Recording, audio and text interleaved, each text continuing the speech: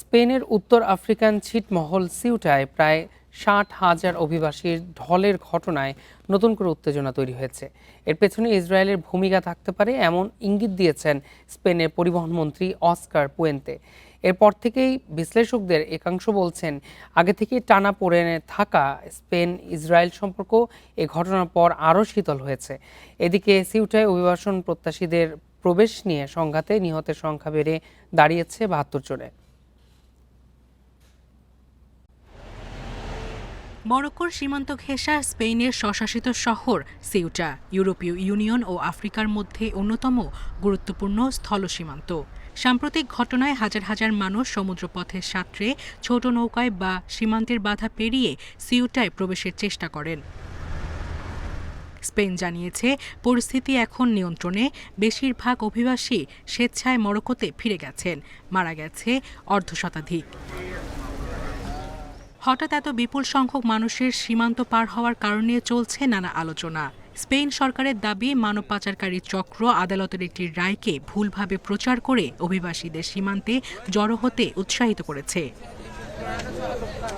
অন্যদিকে বিশ্লেষকদের একাংশের ধারণা, পশ্চিম সাহারা ইস্যু এবং কূটনৈতিক টানাপোড়েনের জেরে মরক্কো সীমান্ত নিয়ন্ত্রণ শিথিল করে স্পেনের উপর রাজনৈতিক চাপ সৃষ্টি করতে পারে।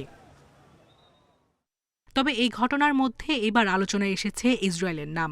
জাতিসংঘে ইসরায়েলের রাষ্ট্রদূত ড্যানি ড্যাননের স্পেন বিরোধী মন্তব্য সামাজিক মাধ্যমে শেয়ার করে দেশটির পরিবহন মন্ত্রী অস্কার পুয়েন্তে লেখেন, এখন বিষয়টি অনেকটাই স্পষ্ট।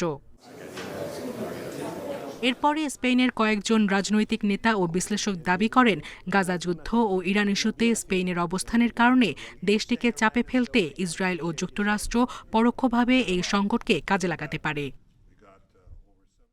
এদিকে সম্প্রতি মরক্কোর সঙ্গে যুক্তরাষ্ট্র ইসরায়েলের সম্পর্ক আরও ঘনিষ্ঠ হয়েছে।